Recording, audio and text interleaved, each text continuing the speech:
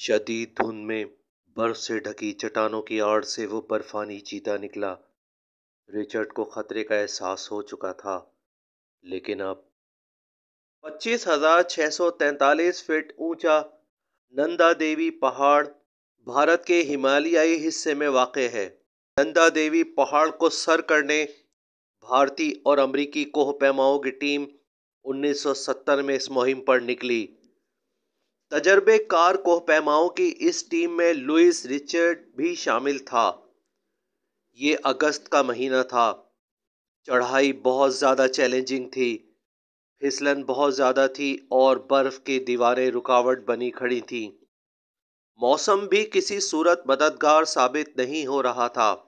مشکلات اٹھاتے یہ ٹیم 23,000 فٹ تک پہنچ کر کیمپ تیار کرنے میں کامیاب ہو گئی۔ جان توڑ کوششوں نے ٹیم کو تھکا کر رکھ دیا تھا۔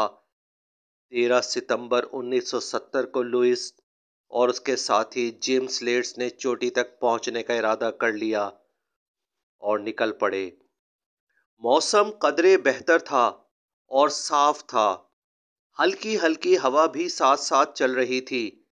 یہ موسم کوہ پیماؤں کے لیے بہت مناسب تھا اور چوٹی تک پہنچنے کے لیے آئیڈیل۔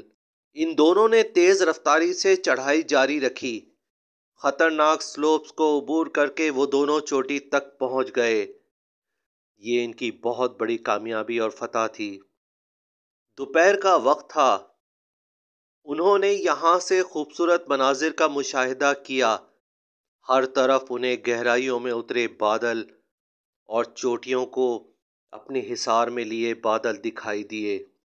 چوٹی پر کچھ وقت گزار کر جب یہ واپسی کے لیے اترے تو ان کی کوشش تھی کہ موسم خراب ہونے سے پہلے ہی وہ کیمپ تک جا پہنچیں۔ لوئس نے نوٹس کیا کہ چٹانوں کی آڑ سے کوئی وجود باہر آ رہا ہے۔ اس وقت شدید دھند تھی۔ ان دونوں کی توجہ اس طرف مبذول ہو گئی۔ برف سے ڈھکی چٹانوں کی آڑ سے ایک بہت بڑا برفانی چیتا باہر نکلا۔ انہوں نے اب شدید خطرے کا احساس محسوس کیا۔ یہ 4 فٹ لمبا اور 100 پاؤنڈ وزنی چیتا تھا۔ ان دونوں کی ایک غلطی بھی انہیں موت کے منہ میں لے جا سکتی تھی۔ ان دونوں نے خاموشی سے اور آہستگی سے واپسی کا سفر جاری رکھا، لیکن چیتا ان پر نظریں جمائے بیٹھا تھا۔ لوئس کی نظریں بھی چیتے پر تھیں۔ خطرہ اب ان کے سر پر منڈلا رہا تھا۔ چیتا ان کے پیچھے پیچھے آ رہا تھا۔ کسی بھی لمحہ کچھ بھی ہو سکتا تھا۔ اب برفانی چیتا ان کے نزدیک آ چکا تھا۔ اگلا لمحہ ان پر قیامت بن کر گزرا۔ برفانی چیتا چھلانگ لگا کر لوئس پر گرا۔ لوئس پہلے ہی اس حملے کے لیے تیار تھا۔ اس نے ہمت کا دامن تھام رکھا تھا۔ اس نے اپنی اسٹک گھما کر چیتے پر پوری طاقت سے دے ماری۔ اسٹک چیتے کی گردن کے قریب لگی اور وہ دھپ کی آواز کے ساتھ برف پر گرا۔ لوئس کو اس کے سانسوں کی آوازیں سنائی دے رہی تھیں۔ وہ سخت غصے میں تھا۔ لوئس نے اپنی اسٹک دوبارہ سنبھال لی، لیکن چیتا اب سمجھ چکا تھا کہ مقابل آسانی سے ہار نہیں مانے گا اور وہ چٹان کے پیچھے بھاگ نکلا۔ چیتے نے کیمپ تک نہ جانے ان کا پیچھا کیا یا نہیں، لیکن کیمپ پہنچ کر لوئس بے دم ہو کر گر پڑا۔ اس حملے کے بعد لوئس کو معمولی زخم بھی آئے اور اس کی ذہنی کیفیت بھی بہت زیادہ خراب ہو گئی۔ اسے فرسٹ ایڈ دی گئی اور اس کے بعد اسے اسپتال پہنچایا گیا۔ کوہ پیماؤں کی زندگیاں مختلف حادثات کا شکار بنی رہتی ہیں۔